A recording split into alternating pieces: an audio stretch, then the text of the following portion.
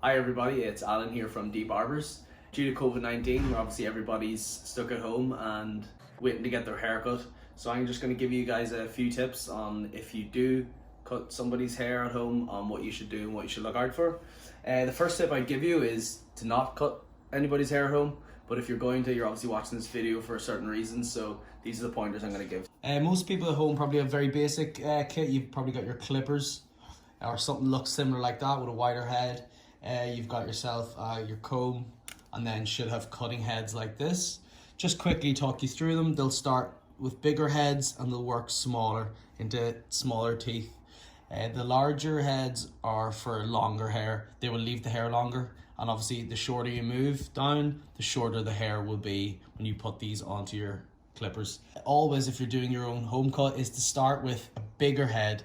With the biggest head you have, put that on your clippers like so, and cut and see if that will take anything off the hair. Now, the kits you have at home probably have a lot more selection, so go for the biggest number or the widest teeth you can see in your home kit. So Cormac's hair is obviously quite short. I'm going to just show you for demonstration purposes the largest number, so what you should be doing and what you should be avoiding. When cutting the hair, always start at a side. So for example, I start here, and when you're cutting, always cut up. Top of the cut, do a sweeping motion like so. You shouldn't be running it up, rounding in the head like that. You should be coming out.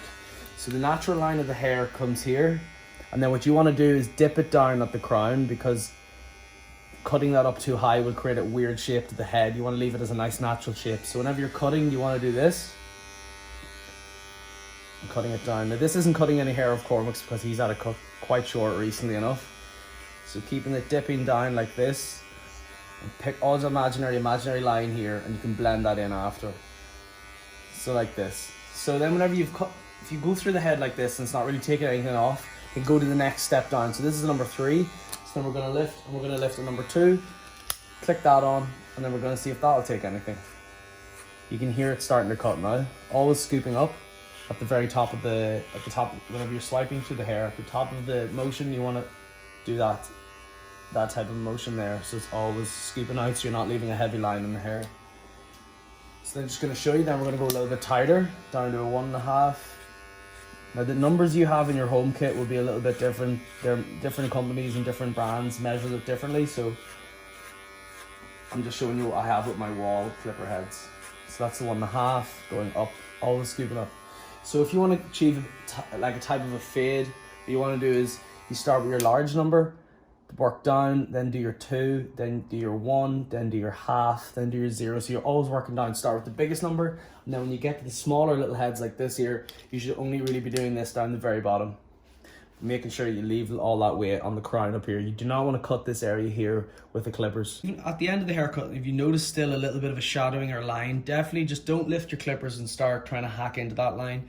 You want to get yourself your comb in like that there, and angle it out like this. So you want to just do that, and then take the little bit of a line out like that. Always scooping out, and you don't want the comb angled into the head like this. You want the comb slightly angled out the way, so not in against the head, angle it out. That will blend it as best as possible, always leaving the weight at the back. So whenever the person does come back into a barbershop, that we're not going to have to tell them to grow out their hair for a few weeks in order to get that shape back, that you're leaving that natural shape at the back of the head here. One of the last few tips I'll give you guys is as well with the natural neckline. Just look for when the hair goes from dark into bright, or if it's lighter hair, just look to see the natural hairline. So the natural hairline here is this here. So you don't want to be cutting up, into here, you don't want to be cutting too low.